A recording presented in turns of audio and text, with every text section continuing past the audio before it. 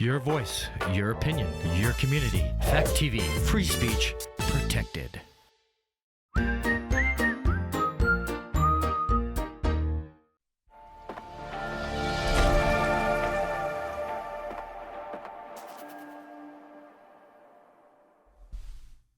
And We're another show. Another show, another week, another snowstorm that missed us. And you are?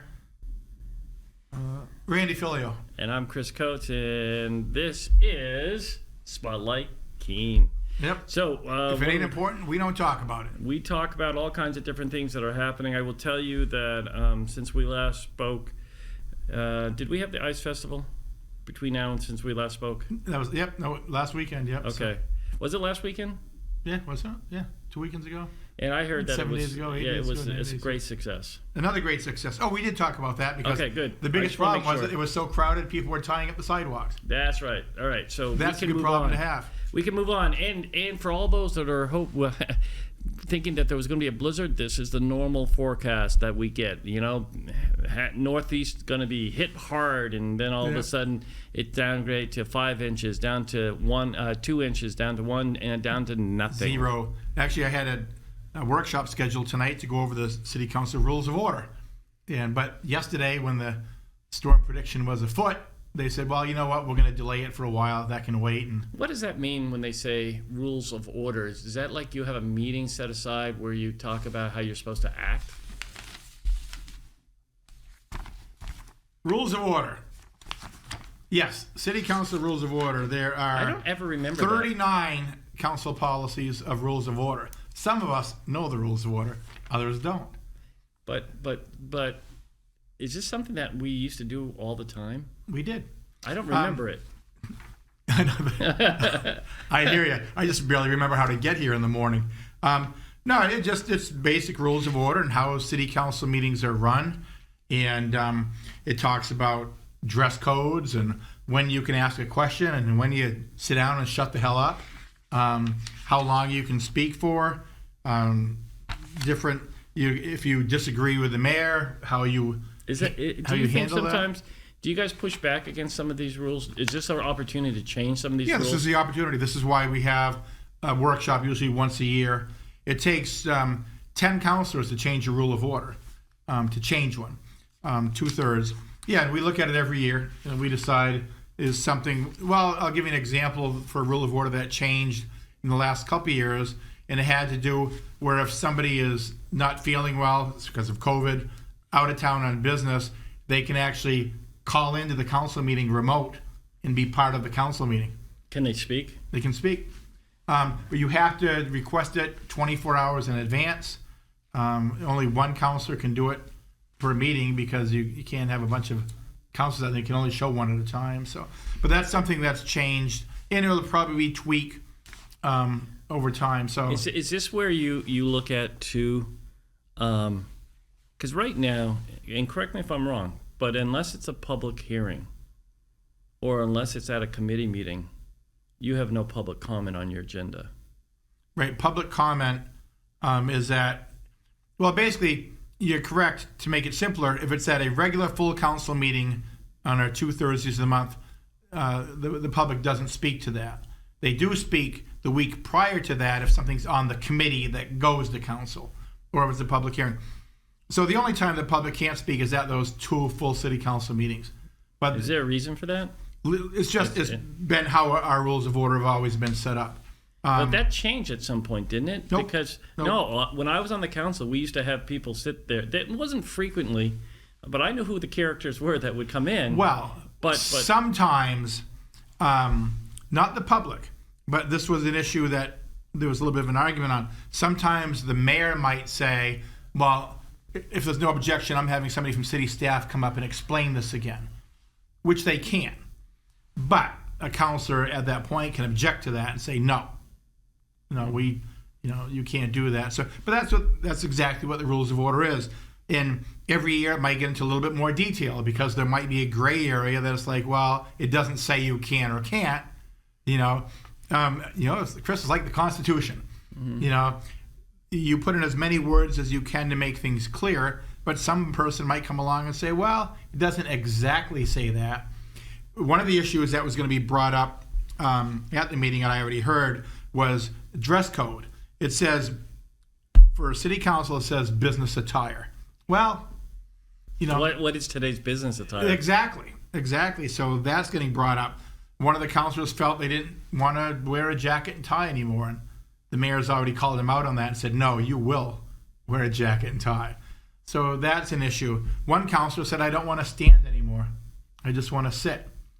To take 2/3 of the councilors to override that, which the votes aren't there. What if they still just do that stuff? What's the penalty?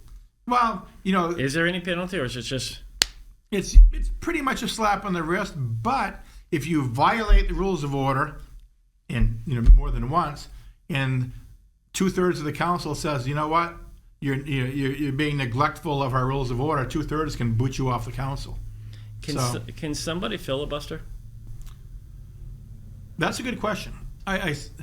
No, because you have that is in there. You have 5 minutes max to speak, and you can get up twice on the same topic. Yeah, you can talk multiple times throughout the meeting, but on a topic you can only speak twice. And to it. If you remember, is that 10 minutes total each? And I'm going to read. I'm going to look. It might even be 3 times now. If you remember, Chris, back in the day when you were on council with me, former councilor and Mayor Mike Blastos, when he was a city councilor, there is a little discretion to that, though. It says you can only speak on an issue. It's right here. No member can speak more. 3 times now. So the people can understand. 3 times. I had to read. So you get up 3 times. Mayor Blastos, when he was a city councilor, you can ask a question. Yeah. So the question would be this long-winded comment / at the end. So my question is this. Or he'd start off, I have a question. And then he would go into the tirade. Yeah. So he was smart that way. He was funny. He was funny. But for the most part, you can have as many rules as you want, but you also have to have a little bit of dignity as an elected official. Yeah. You can always push the envelope all you want, but and you see it up in Concord, you see it down in Washington. You get some people that they'll always push the envelope. That's not as a county official, as a city official, as a state official. Your job is to lead and not be an ass. But sometimes it doesn't say anything there about being an ass, and some people push it. Well, if you're born one, that's just the nature of who you are. That's how you're going to be, right? Baby, I was born that way. Hey, well, can I ask one question about? Oh no, I'm not leaving this for a second. I know. Good thing I'm reading this. So the other one would be, does that also address, because there was a change a few years ago. I don't know if this was under Mayor Lane's tutelage or prior to that or after that, but it's in reference to the night of the vote for the budget. Mm-hmm. Is there still a rule in there that someone can't just bring up something at the 11th hour? That is correct.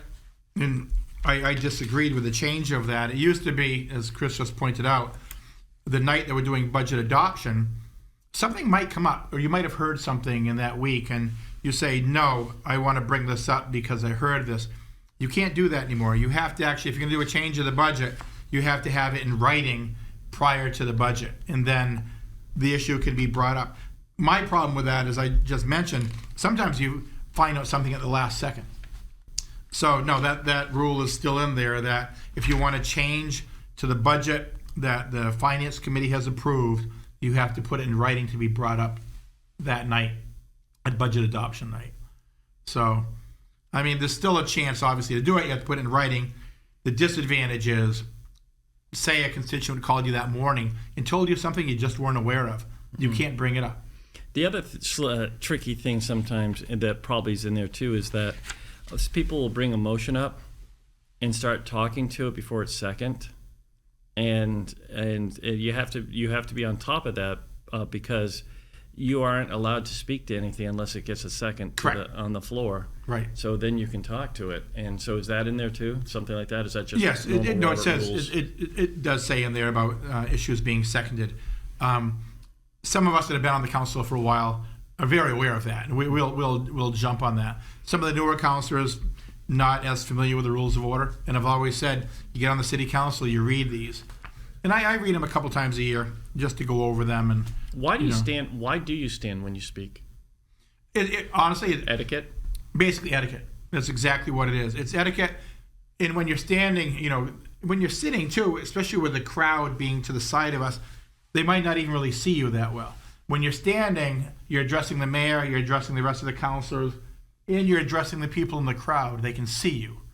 So it's more of an etiquette thing where you just don't slouch down in your chair and speak. Mm-hmm. And there is, if the mayor determines that, say, somebody has a broken leg or an injury, yeah, you can stay seated. So if somebody brings up that argument, that's up to the mayor. No, you have an injury. And it's happened in the past. Somebody comes in on their crutches and they can stay seated. But it's more of an etiquette issue. And like I said, one counselor didn't want to do it anymore, but we haven't discussed that change yet because our meeting today got canceled because of the blizzard that's down in Boston and New York today. But it'll get brought back up later. But in my opinion, it doesn't have the votes to pass. I think the rules of order pretty much stay intact as they are. But is there any other silly or crazy or something? I mean, sounds like we've already hit upon a lot of those things, but yeah, there's nothing really crazy in here. I was reading in one issue that I've had. Wait. I gave him too much time to think. Is there the rule in there too? Because I don't agree with this one. I don't care what anybody says. That you have a committee meeting, and city councilors, only so many city councilors can go to that committee meeting because if you get enough people in the room, then it's deemed a council, a quorum for the city council. But my thing is if you don't have people going to these committees, yes, I guess you could watch it online. But if you're in live time and you want to be asking questions, learning more about the topic at hand, so you can make the smart vote, I just don't agree with that. I think we're limiting conversation at a time when we need more conversation. There is a gray area on there. As many councilors can show up. Chris is mentioning at a committee meeting, there's 5 committee members in the front.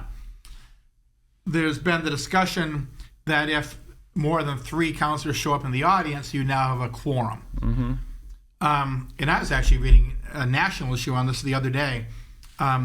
The way that I read it, I think the way the city attorney is interpreting it right now is if somebody's in the crowd and you have a quorum, that person can't stand up and speak about their opinion of that issue because now you've created a quorum. The way that I'm reading it is they can ask a question about something, but you can't make a statement about it. But my concern is that I've heard that you can't even be in the room because you have too many people, and it's just like how do you then have the ability to be made aware of some? Because you have people coming in to these meetings that are talking about certain things detailed. I don't see the. Well, one of the ways around it now is it's on TV. Yeah, but what if you're at home and you say, but I'd really like to ask this question. Now you have to contact that person outside of the meeting, ask those questions. It just seems like it's overkill and people are thinking too much. I disagree with it. I strongly disagree with it. I think the most informed the council can be about any issue that's going on is healthy for everybody involved. I agree. I think, and this came out from the state. Basically, it was just, about what is a quorum. I mean, if you have say Swansea, they have 3 selectmen. Mm-hmm. If 2 of them show up at the same function, you now have a quorum. Well, so there's a gray area. Well, no, but it's like people are overthinking it. It's like two commissioners wanting to carpool to Concord for a meeting. Now, does that mean that they're together going to Concord? That's 2 out of the 3. I mean, it's just like, where's the common sense in all this? Yeah. What happened prior to this is that they would carpool. Right. And they would talk about all kinds of things, family, you name it. And maybe they talk about certain things too, but they would just talk and get to the point where they are saving gas. And now it's like everybody's thinking way too much about they're stuff. Thinking way too much. The intent with all of this, and I understand the intent, because if you go even in Keene, you go back years before you and I were on the council, there was an old story about the old Hungry Lion that they'd actually meet in the basement of the Hungry Lion, play cards and discuss the policies and decide things. The old school days. Well, that's one extreme. It is an extreme. I think there's an extreme that we just talked about, and then there's this extreme of the Hungry Lion. Right. It's just like. I agree. And I get where they were trying to come from, but it's gone too far now, where you literally have to avoid each other if you're not at a council meeting. Yeah. And no, I agree. City attorney's been looking into it. Of course, he has his interpretation, and I was just reading where the state has an interpretation. So, but this is one of those issues that is on the front burner, because you're not the only one complaining about that. A lot of other communities have too, about, what do we have to do? Wait to the last minute at a council meeting before we can all discuss it. So it's being brought up. Before we move on to more things and rules of order, I brought something with me, Chris, that I had to talk to you about. This has been now. I don't know what he's doing with this, but the bottom line, he's had that the whole show. And I've asked him what he's doing now. This is set up on me. Well, no, it's basically, you look at this and it's like, what do you see? What do you see? What do the producers see in there? You see a roll of toilet paper, right? Because that's kind of what I see. No, that's where you're wrong, and you're all wrong. Because I read on the package that I bought this on, this is 4 rolls of toilet paper. It said it. It was 4 rolls, and it says you are buying 16 rolls of toilet paper. But that's all you bought? But wait a second.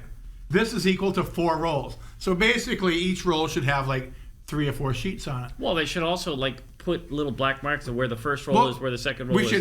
We should get extra cardboard spools too. Well, isn't that my whole theory about Chip-Ahoys? Chip-Ahoys used to be this big, okay? Now they're this big and the price has gone up double. Everybody always says it's whoever's in office, and I disagree. I just think it's corporate greed. Because if inflation is going down, it's 3.1 now, right? But we're not feeling it in our pocketbooks, and the stock market's through the roof, and people, it's just corporate greed. I mean, where was it? In Europe, one of the grocery chains there is protesting certain companies, like it's a litany of PepsiCo and some other companies, because their prices are too high. So they're saying, we're not going to have you come into our stores. If food chains had the courage to do that across the board, it would rock the economy, I think. And I think it's time. I mean, because I just think it's like, if everything starts going back down, is my cookie going to get bigger? No, it's not. Is the price going to go down? No, it's not. You do have great analogies. Whenever you and I talk like businesses, anything, we come back to food always comes up. Well, look at McDonald's. It's showing that some of the price levels of pricing, if people are not, they're showing slower quarters. They're showing that.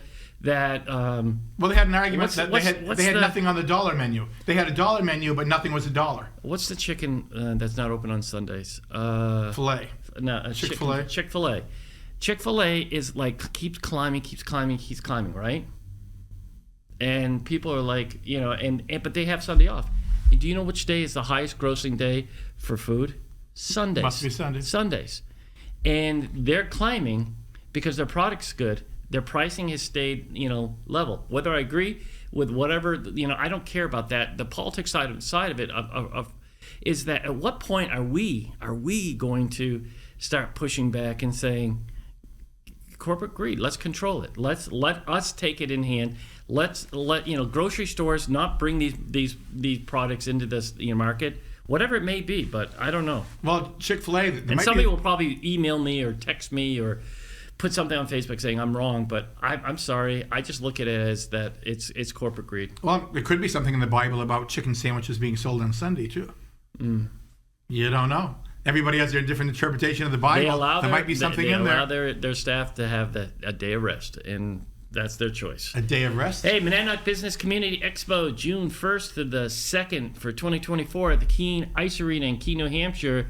It's presented by Silva Direct and Monadnock Collaborative, and they're looking for local entrepreneurs, business owners, manufacturers, artisans to showcase their business products and services face-to-face with people living and working in our community.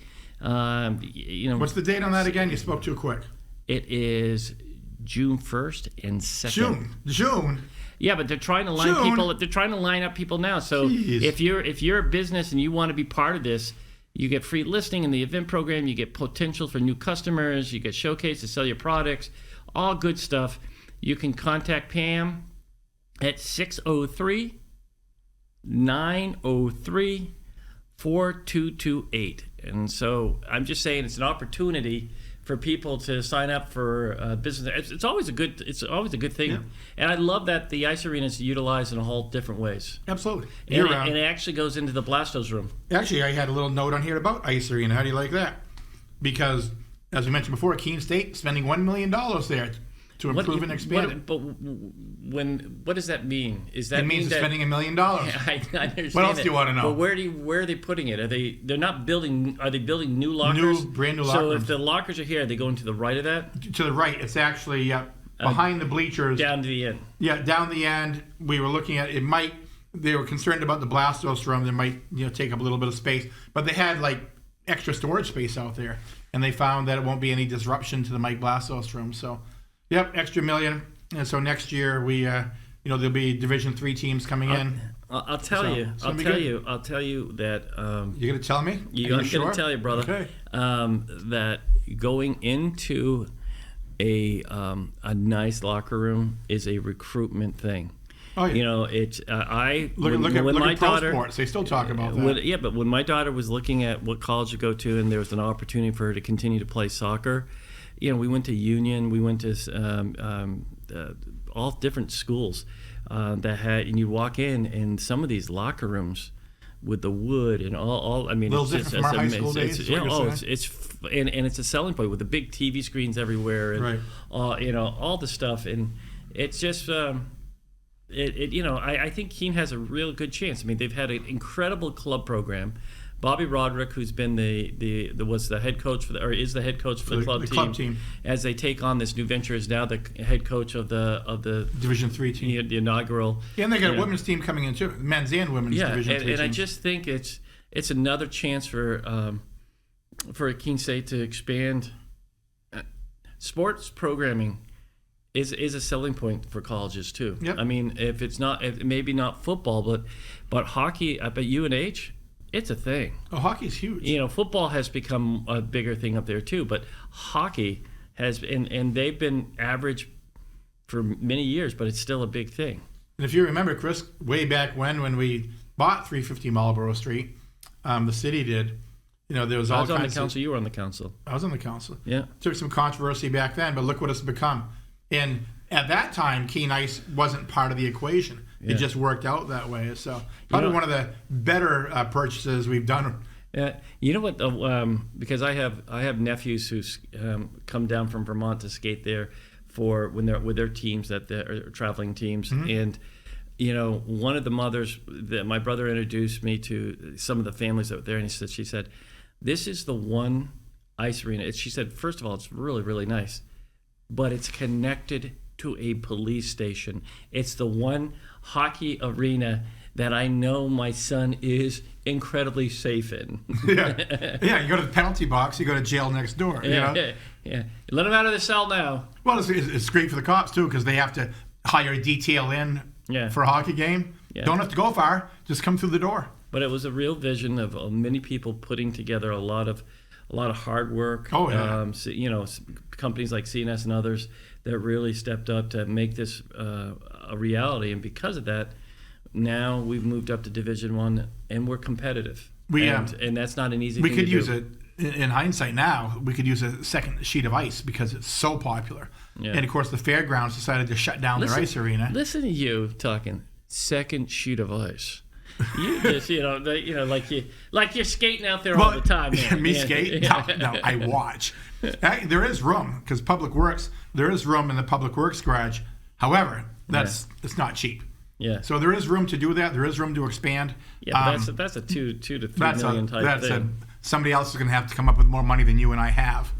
Yeah, well, yeah. Or they're going to have a few bake sales. Yeah, quite a few bake sales for that one. So what else is happening in the city of Keene? Nothing. You have a list over there you have hardly touched. Yeah, just a little. Can talk about a bunch of things. Met with some of the East Side neighbors the other night. They have a really good group that gets together at least once a month over on the East Side. A lot of it started with some of the vandalism and troubles they were having over there. Yeah. But they meet at least once a month, and I attend. I listen to what they have to say. One of the problems we're having on the East Side, which isn't new, Keene has a lot of it, is speeders going down the side streets, and it's really picked up over the years. And people that have lived there for many years say, yeah, they haven't seen anything like it. People just flying through the neighborhoods. Of course, my brother-in-law lives in Eastern Ave, and if you want to talk about a highway, it's Eastern Ave. So they'll be bringing that to the council this week. And I think that's an issue throughout the city. But I also think, I mean, I live on just off Washington Street, on Gilsum Street, right across from the wreck. And if you don't think people coming off Washington Street don't come flying off, especially this one motorcycle every summer that comes out around 11:30, 12 o'clock at night, probably leaving some establishment downtown, and just all of a sudden, just as he hits it, and the sound that just throttles up right in front of your house. And I'm actually going to. There's two things that I'm going to do, and I've talked to you about this already. But I think we should put some type of speed bumps right there. You guys did it up on North Lincoln Street because of the speed traveling up there. That one, actually, I wasn't on the council when that one got built, but that was built because somebody got hit by a car. Right. But do you wait? Do you wait to have a reaction, or do you say, okay, on Gilsum Street, that street right there by the wreck, you have every single day children outside playing. Mm-hmm. And it's people, even during the day when they're playing, people come flying by both ways.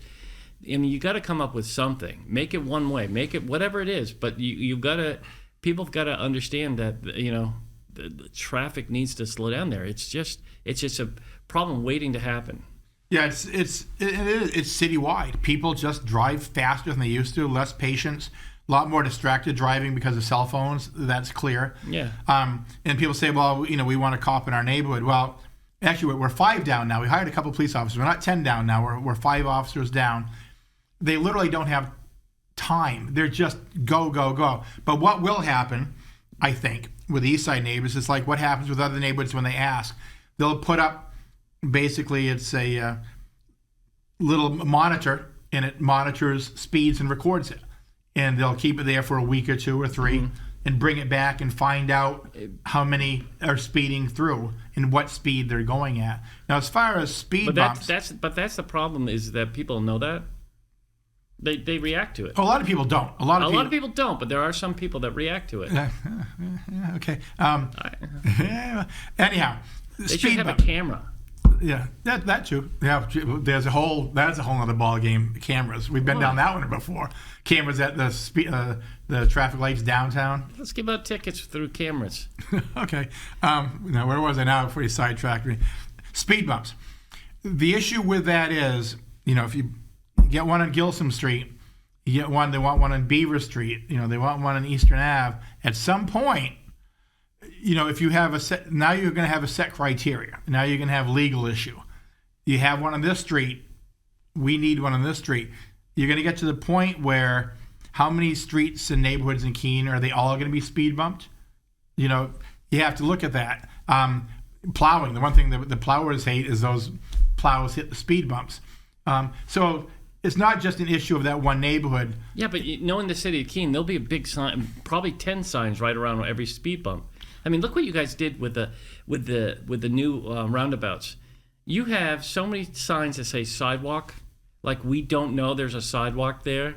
Oh, signs in Keene, yeah. The city of Keene. We've talked about that before with signs. But I just noticed it the other day. It's this lime green thing that says crosswalk, and it's like one on this side, one on this side, one on this side, one on this side, one on this side. It's like you have 12 signs saying crosswalks. Yeah, I know. It's like you just took away the beauty of the roundabout. Well, you know what? Maybe instead of speed bumps in the neighborhood, we put a little roundabout on each street. Traffic calming. Yeah. I say that. It'll probably be in the Sentinel tomorrow that I proposed it, But you did. I heard it. So anyhow, slow down.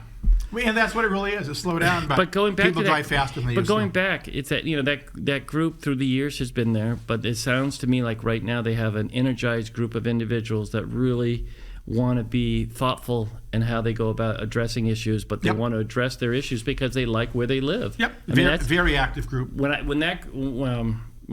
was at some meeting, and they asked where I was, from, and I said I live on Gilsum Street, but I will tell you I was born in the Elliott Hospital. and I was brought home to the house on the corner of Church and Valley. So I grew up. You grew up on that side of Keene. And I'm a North Ender. I'm way up. Yeah, you're way up. I'm way up there. But I'm right on the corner of Church and Valley. You're the beginning of the North End. We consider the rec center the beginning of the North End. Yeah. Anybody, to the south of that was well behaved. If you were north of that, not so much. Well, that's true. That's true. Roosevelt, right? Oh, were you yeah, Roosevelt? I was a Roosevelt schooler, yeah. Yeah. They were in floor hockey at the rec center. They were always a little dirty. Always a little dirty, but we realized that, and we came prepared. We came prepared. Oh, floor hockey at the rec center, man. They said no checking. Yeah. There was checking, and you didn't have wood. You had those brick walls. Yeah. Oh yeah. I took some headers off a couple of those, but it was back in the day. A little bit of blood, just wipe it off and keep going. Yep. So anyhow, where were we? You're talking East Side. Yep. And you're talking to the group, and you met with them. They're really active. They meet once a month. They know. I've gone. Who's the person that leads that group? There's a few people. I'd have to look them all up to see exactly who's in charge of it. There's 4 or 5 people that are at all the meetings, and they're getting a bigger turnout. And they want to do more things too, like your old field, Carpenter. Yeah, Pat Russell Park, Carpenter Field. They want to do more things. Like last year, they had cookies and hot chocolate. And they want to do more things with the neighborhood they were talking about. Yeah. Because it brings people into their neighborhood. So that's what they want. They want more people to come into the neighborhood, just not people speeding through the neighborhood. We had the best street hockey rink in the city of Keene on Fowler Street. You know where Fowler Street is, right? Yep. And we would play for hours. There was not a lot of cars that went down the street. Yeah, you made the cars go around. and they knew it when we were playing. And unless they lived on the street, people would just go to the next street up and around or whatever, and we would play for hours on Fowler Street. Kids miss that now. It was like there's an old outdoor basketball. Do they actually do that stuff? That's what I mean. Just pick up. I remember pick up football games at the old Roosevelt School field, tackle, and we would go out there and beat the living hell out of each other, then go to the hitching post after. Yeah, that's another story for another day. Yeah, but now there's none of that outdoor. Pick up street hockey, pick up football. But it's nice to see. It's nice to see the group really trying to be part of their community in a bigger way. That's how things get done. Yeah. They meet. They know the procedure. They know all of us on the MSFI committee. Yeah. And they know most of their issues will come through the MSFI committee. Yeah. So, and that's one of the reasons they go to their neighborhood meetings, because they want to know what they're going to be bringing forward. And if they bring something up that's kind of outlandish, I'll say, well, that one probably doesn't have a heck of a lot of chance. Yeah. You're more than welcome to write the letter for it, but I'm just letting you know historically how things have gone. But I'm not I just go to listen, and if they ask me a question, I'll answer it. Yeah. But that's what Keene needs more of that. Keene needs more of the little neighborhood I've said meetings. I'd be more than willing to attend if I knew when the meetings were, just to sit quietly and hear what they're talking about. Yeah, I'll make sure you get on their email list, and like I said, very respectful. No fist pounding, yelling. It's just how to make their neighborhood better. They're concerned. They're concerned. Yeah, for a lot of reasons, and not just about homelessness, not about, but as a whole. They're concerned about how they can better their community, and I applaud that. Like lighting, speed bumps, sidewalks. Yeah. Pat Russell Park, flooding, all of the above. Yeah. So speaking of those issues in East Side, and one of the things they've talked about also is, the downtown development, because when that construction starts, that's going to push traffic around, and some of it's going through the East Side, the West Side, Gilsum Street. So those issues are going to be coming up. As I mentioned, there'll be a bunch of workshops coming up. The next time the public will really have a good input on the downtown project will be March 6th. Is that a Tuesday? Tuesday, March 6th. Mark it on your calendars. First one's from 3 to 4:30, and then another one from 5:30 to 7. It'll be at the rec center. And then there'll be the one in April and one in May. But the first one's March 6th, and they'll show you a portion of the project and what the up-to-date plan is at that point. Yeah. Because it's kind of it's a moving project right now. But then the public will get to have some more input on it, what they think. And then the following week, it comes to MSFI committee, and they'll let us know what people said. So it's not a done deal project yet. I mean, the project is going to happen, but as far as what happens above ground, what happens below ground, it's still a moving target. And the timeline is very important too. How do we do this? What the timeline is going to be? Central Square going to be first, then the east side, then the west side of Main Street. That's still in discussion. All I know is make a decision, make a smart decision, make a thoughtful decision. But if you wait, it's the jail, the county jail all over again. Oh yeah. And that it took people 10 don't know what you're talking about there. But it took 10 years to make a decision, and in that time, prices just kept going up. Yeah. And so it's the same thing here. Make a decision because we've already seen the price escalate from 7 to 14 to 16 point whatever. Right. Well, and so that's my concern is just let's get it done. Yep. And move forward. Yep. Because that's the next 20 years. That's our plan, and that's why we put dates on here to update, take a look. There's a request for grants that have been put out. We'll see if, hopefully. I mean, we have to have grant money. I would hope that you go after some congressional spending requests, which is, with this Congress right now and this Senate as a whole, it's chancy that anything is happening. I mean, It's amazing to me.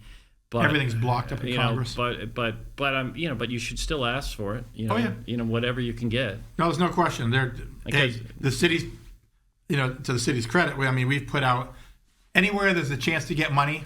They're probably going to send something to your house, Chris, and say, hey, how about a couple extra bucks? Yeah. Yeah, that's not happening. But maybe the county can come up with some money, right? Now, Keene's part of the county, and Main Street's part of Keene, so maybe the county should come up with a few million for us. Just a thought. All right, let's keep going. Yeah, just talk to the, just talk to your commissioners and see if they can come up with a couple of bucks. What else do you have on your list? But you guys just finished your budget, right? So you probably can't add anything onto it. No, we haven't voted on the final budget, and we'll vote on that on March 18th. The executive committee, as of yesterday, moved forward with a budget that has a negative taxes to be increased. So it's like negative 0.09% increase. So there's a reduction, and the overall budget went from, which I think sometimes is missed in all of this, and even on the city side, on the school side, the budget is here, and it's a big number, right? So say it was 77 million last year. Well, it's 75 million this year, but that's gross budgeting. We have to put everything. All of us have to put everything in and be accounting for it. It may have matching revenue on the other side, but it bumps things up. So if we're very efficient at going out and getting grants. So if we have grants coming in, and you've got some really good grant writers, Andy Bohannon being one of them, that's done some really good stuff. He does a great job getting grants. But it offsets cost, and that's how we. And so you have to include that in on both sides. So it's not, but it bumps up the overall. So people are like, look at it growing. But the other part of it is everybody has to remember, and this, that 80 to 85% of your budget is salaries and healthcare costs. Yeah, that's just the reality you're facing. So that 20 to 15% is other things that are in there. But we're last year we had a 0%, and this year we have a negative percent of taxes to be increased. I will tell you, and I'll make it very clear, we send that number up to the Department of Revenue Administration in Concord, and they have a formula they send out to the towns. So it's a good thing that we're sending what we're sending out, but at the same time, your taxes may be increased on the county's percent, but that's based on valuations and things that we don't have control over. All we have control over is the budget as a whole. So if you look at the last few years, this is the third out of 4 years that we've had at least a 0 or less percentage increase to taxes to be raised, which is a good thing. I don't know if we can always hold that line, but we're trying to do what we need to do in that sense. So, we'll talk more about it. We'll make sure that people are being made aware of it. But again, it doesn't mean from your perspective, because if you've had a recent evaluation in your town, if you've had a major purchase in your town, whatever it is, they have an overall matrix that they use to come up with then what you're going to be paying in. So, but we have no control over that portion of it. All we do is say this is what the increase or lack of their. All you can do is put a budget together and let the chips fall where they may. Correct. It is what it is. I mean, it costs a certain amount of money to run a city or a school or a county. But and what people don't understand sometimes, or they forget, is that just like with you all, you have to have a police department. Yeah, that comes in and handy. And guess what? Throughout the state of New Hampshire, everybody's struggling to find police officers. Yep. And it's not and so you have to what we used to have as a system around how to continue to bump people up and through, it's been some levels thrown out the window because the marketplace is dictating, and you have to be competitive or people are going to go other places.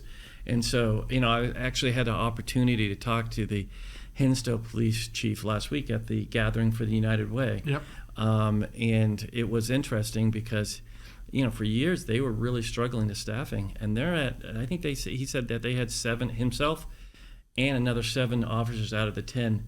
That's huge for Hinsdale because they were really struggling at one point. Yep. And that Winchester has had some level of success too. So they're one worse enemy over in Winchester. But there is a real struggle out there to find policing, and guess what? Hinsdale is a border town, so it doesn't mean that sometimes that they may be even called to go into Brattleboro to help out in situations. So they have to have some strong departments out there in a lot of different ways. But I applaud the chief for the work he's doing, and it was nice to see that he was the recipient through the group that he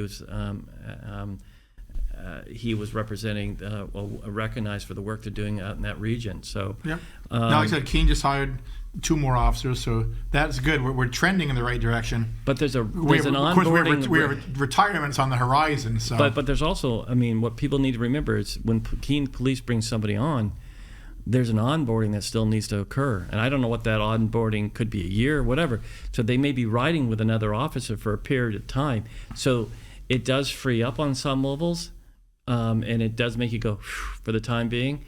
But it's also, you still have a period of time where you're still trying to figure out your staffing.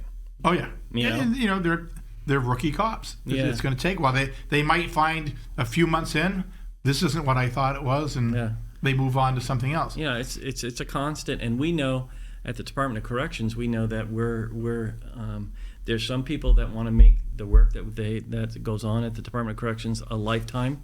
There's others who see this as a stepping stone. Yep. And so that we are constantly looking at different situations too. Firefighters aren't as easy to get as they used to be either.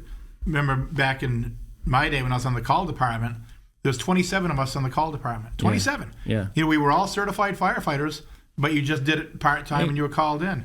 And just so that people know, when you were called in, it's like if there's like a 3-alarm or something like that, you could be called in. Yeah, first alarms and above, you would get. Back then, you had a tone or a pager. Yeah. Now I think it just goes to your cell phone. Yeah.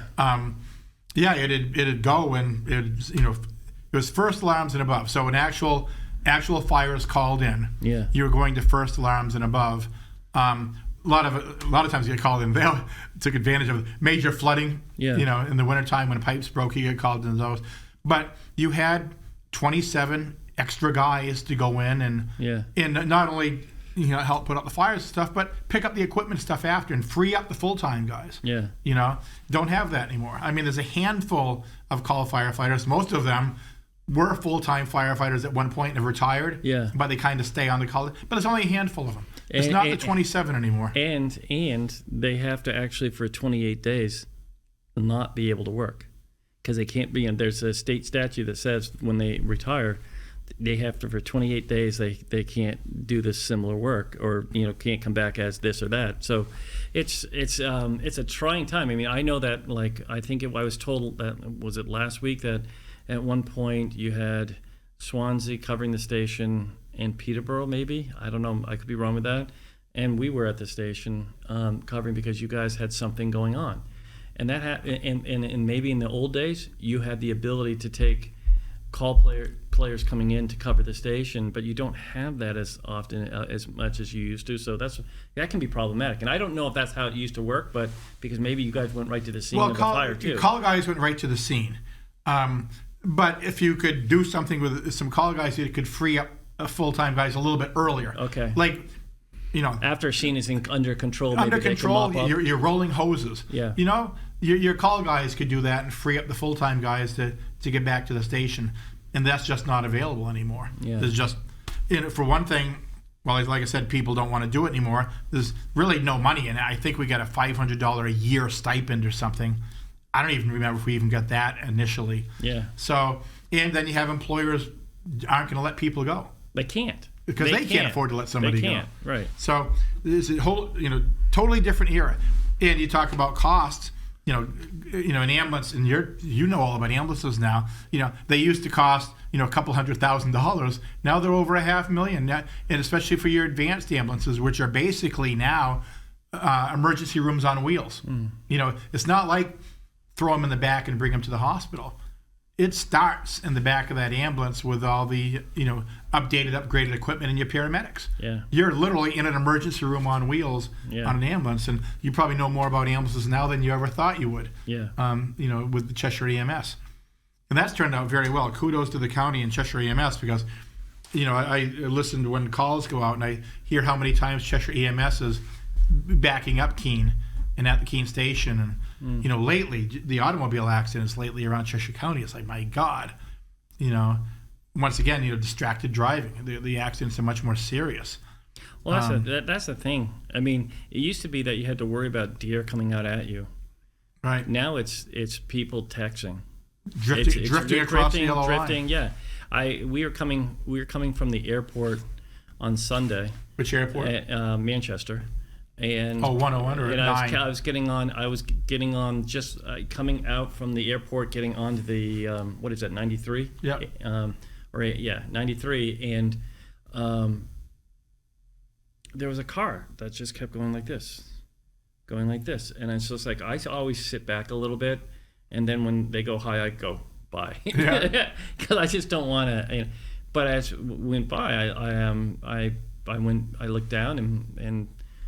Yeah, they're texting. Yeah, cell phones in the lap. Well, and it's just like, really? I mean, how did we survive? How did we survive meetings before cell phones? Well, back when I was on, like I said, back when I was on the fire department, when you called out to an auto accident, you're right, Chris, it was usually either bad road conditions or going around a corner. Yeah.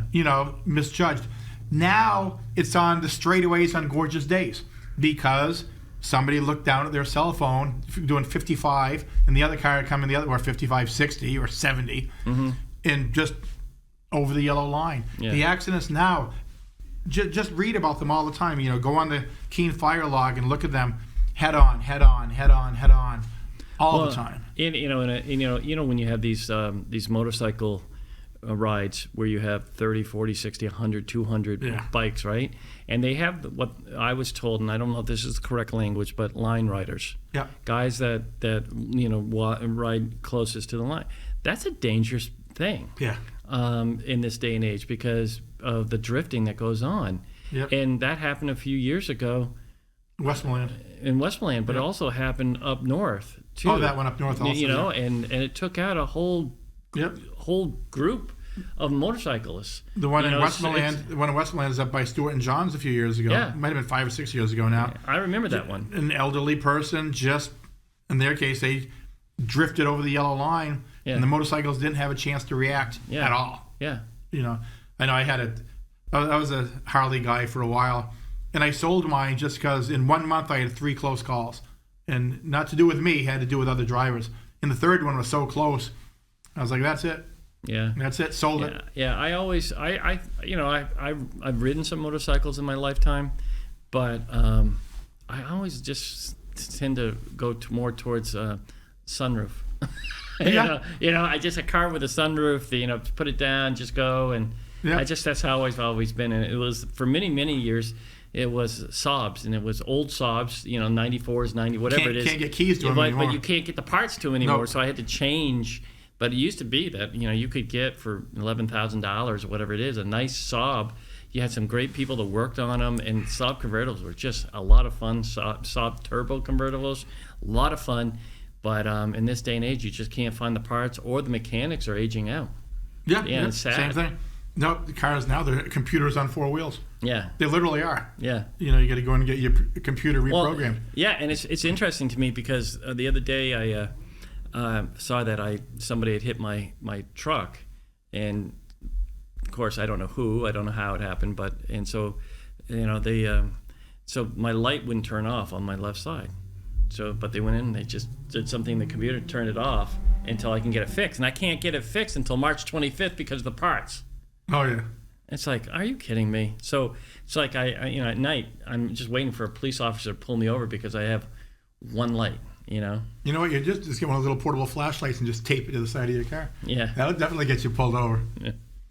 So we had about 5 minutes left or so, something like that. Hey, one thing we started to talk about last week at the end of the show, and then we ran out of time, was casinos downtown, and that's certainly I've been reading about statewide how that's really becoming really interesting about casinos, and they're talking about now, at the state level, the laws and changing the laws, and because now your larger conglomerates. It was originally set up to be a mom and pop operation, almost like a convenience store.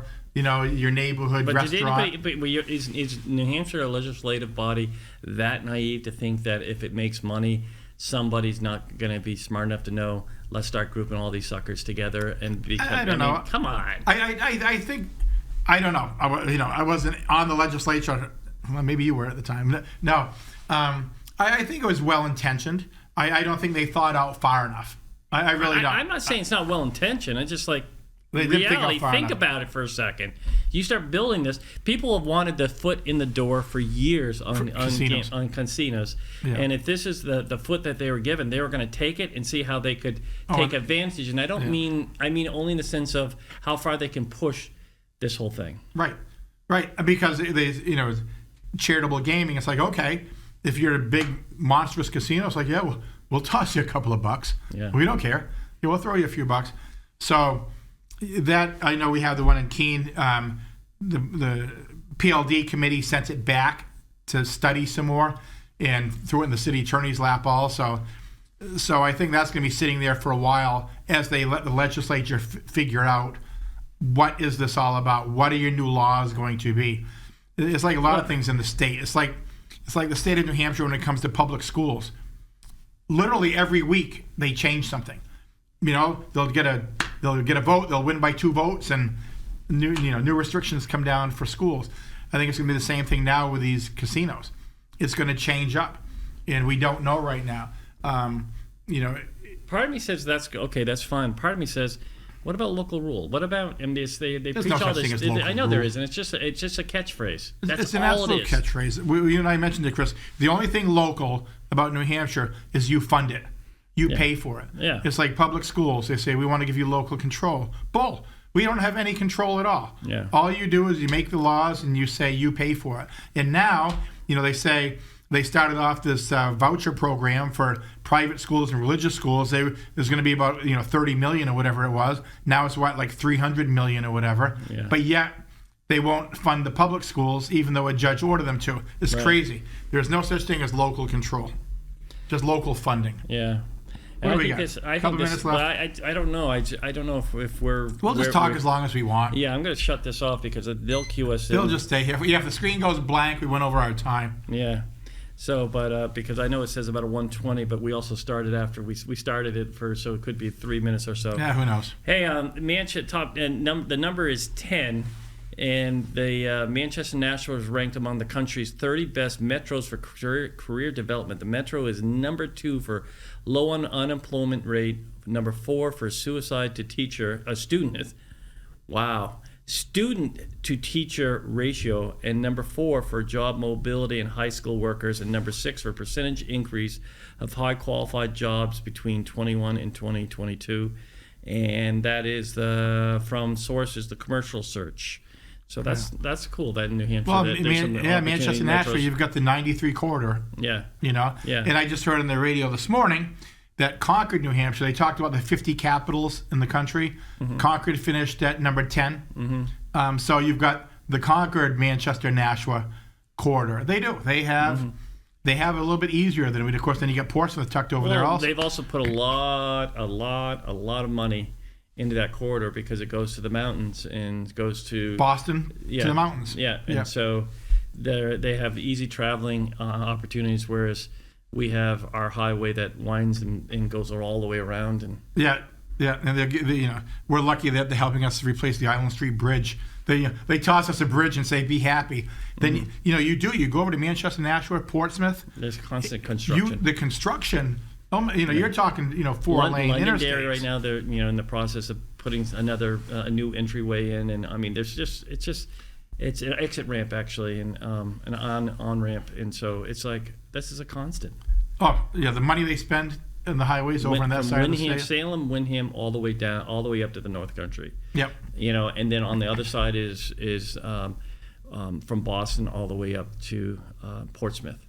And then the state will say, well, you guys get Route 91. It's like, well, Vermont pays for that. Yeah. Exactly. Yeah, and 89 up to Lebanon, White River Junction, that area, they put money into too on some levels. So tons of money. Right. Looks like we're getting a little the door open. That meant it might be time for us to shut up. Yeah. Which that would be a rarity. No. What else you got?